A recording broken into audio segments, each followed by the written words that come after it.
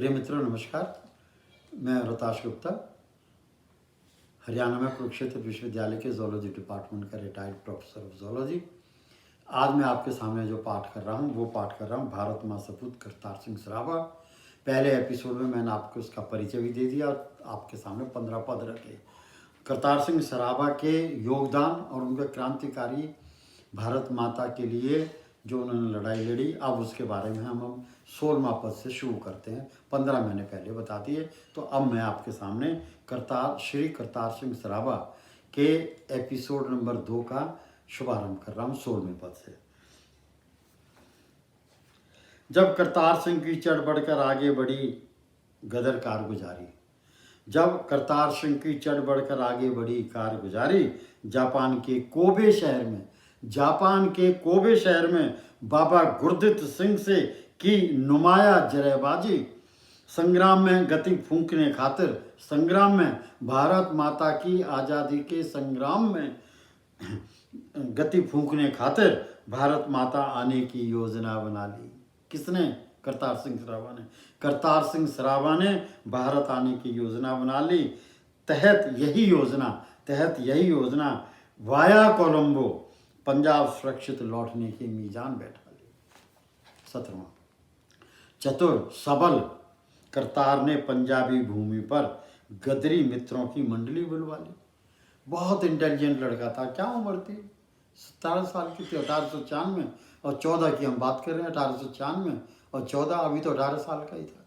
जब वहाँ से फेल हो गया, सन फ्रांसिस्को में फेल हो गया, कुमार घाटू जलियान पर योजना फेल हो गई। फिर सन फ्रांसिस्को से कोबे गया जापान में, और कोबे भी जाके कोई सफलता नहीं मिली, और फिर पंजाब आ गया। वहाँ से गुरदत्त सिंह जी ने कहा, सरदार गुरदत्त सिंह ने, कि तू चालू रख, लेकिन तू यहाँ से कोबे से तेरे से कुछ नहीं होगा, पंजाब से जापान से, तो पंजाब जा। तो उसके बारे में कभी कह रहा है, चतुर सबल करतार ने पंजाब भूमि पर गदर मित्रों की मंडली बुलवा ली।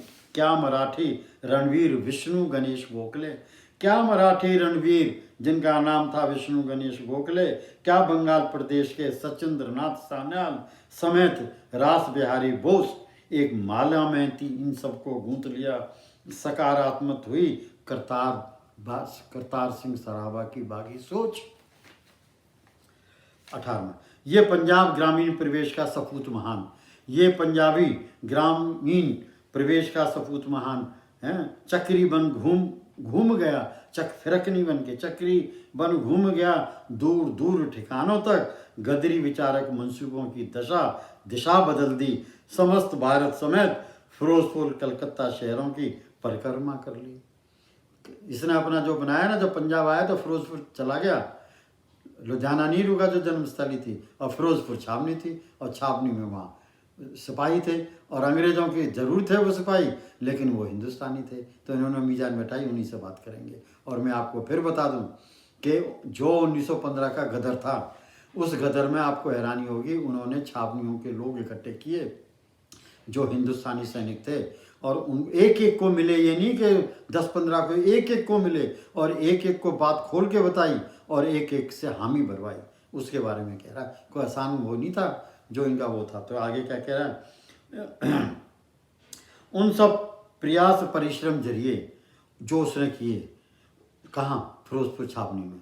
उन सब प्रयासों परिश्रम जरिए गदरी मंसूबे आ पहुँचे उस मुहाने पर। फरवरी मास 1915 तय हुई।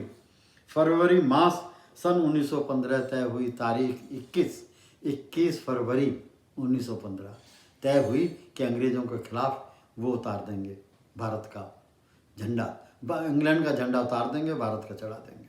और कमाल, अगर वो फेल नहीं होती तो ये बात हमें जो आज़ादी 1947 में मिली, इन लोगों ने, जिसका भूमि करतार सिंह सराभा ने बनाई थी, और जो गदर पार्टी इन्होंने बनाई थी, और गदर पार्टी से जो एक एक चिन्ह करके स्टेप बाई जो उन्होंने योजना बनाई थी, अगर वो फेल नहीं होती तो हमें आज़ादी 21 फरवरी 1915 को मिल जाती। लेकिन वो भी विफल होगी। भारत माता की तकदीर ठीक नहीं थी। तो उसी के बारे में कह रहा, उन सब प्रयासों परिश्रम जरिए गदरी मंसूबे आ पहुँचे उस मुहाने पर। फरवरी मास 1915 तय हुई गदर को अमली जामा पहनाने को।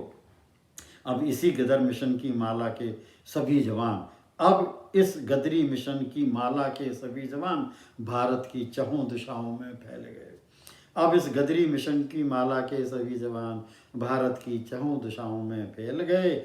क्या आगरा, क्या कानपुर, इलाहाबाद और लखनऊ, मेरठ तक फैलाव किया। यूं हो गया मुकम्मल प्रथम चरण, यूं हो गया मुकम्मल प्रथम चरण। और प्रथम गदर 21 फरवरी 2015 की सफलता के चिन्ह बहुत ही बढ़िया प्रकाशित हुए। अनेक शहरों में, अनेक ठिकानों में, अनेक शहरों में, अनेक ठिकानों में मित्रगण, जनता, अवाम, अनेक शहरों में, अनेक ठिकानों में मित्रगण, जनता, अवाम, रहनुमाओं से वार्तालाप किया। अंततः 21 फरवरी सन 1915 का दिवस गदर आगाज खातिर ऐलान किया। पर अनहोनी भारत माता के दुर्भाग्य को देखो, पर अनहोनी भारत माता के दुर्भाग्य को देखो।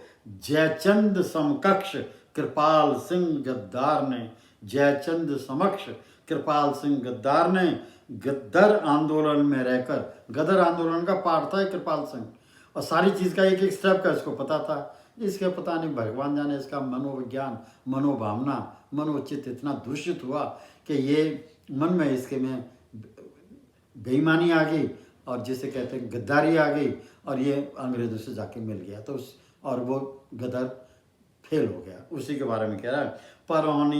पर अनहोनी भारत माँ के दुर्भाग्य को देखो। जयचंद समक्ष कृपाल सिंह गद्दार ने गदर आंदोलन के बीच रहकर गद्दार का रूप धारण कर लिया।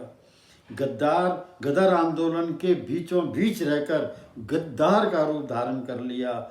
अंग्रेजों का खबरी बनकर क्रांति योजना का कलश तोड़ फोड़ भंडा फोड़ किया। योजनाबद्ध कार्यतालिका अनुसार भारत सपूत करतार सिंह फिरोजपुर छावनी जा पहुंचा था।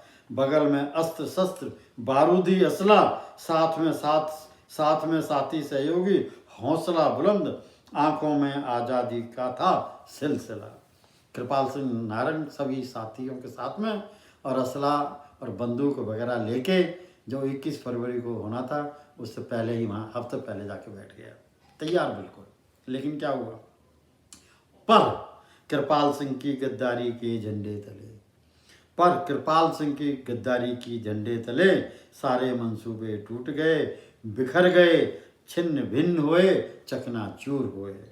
अंग्रेजों ने फिरोजपुर छावनी खाली करा ली। सहयोगी सैनिकों से अस्त्र शस्त्र समेत बारूद के बम गोले लूट लिए। गदर प्लान टूट गया, हौसले धरे के धरे रह गए। सारी कहानी खत्म हुई। हताश करतार सिंह लुक छुप लाहौर नगरी पहुंच गया। पीछे ही अंग्रेज हुक्म हुआ, हथकड़ियों में जकड़ लिया समेत सभी क्रांतिकारी करतार सिंह को सरकारी मुकदमे में फंसा दिया। पैरवी की कार्रवाई शुरू हुई। अभियोग का जल्दी निपटाने का आदेश हुआ। 1.5 साल की पैरवी विच करतार सिंह को तुरंत फांसी के तख्ते पर चढ़ाने का हुक्म हुआ। दिल दहलाने वाली अशुभ घड़ी भी आ पहुंची। नवंबर 16 सन 1915 वीर करतार सिंह शहीद हुआ। बिल्कुल भी डरा नहीं, हंसता रहा, खिलखिलाता रहा। भारत माता की जय हो, शंखनाद कर फांसी के तख्ते को चूम गया। आओ नमन करें, प्रणाम करें मात्र 20 साल के आज़ादी के दीवाने को। आओ नमन करें, प्रणाम करें मात्र 20 साल की आज़ादी के करतार सिंह सराबा दीवाने को। याद करें उस करतार सिंह सराबा सूरमा की कुर्बानी को जो मिट गया, नौछावर हो गया सन 1915 में, जब भारत की स्वतंत्रता की लड़ाई थी अपने ही बचपन में। धन्यवाद।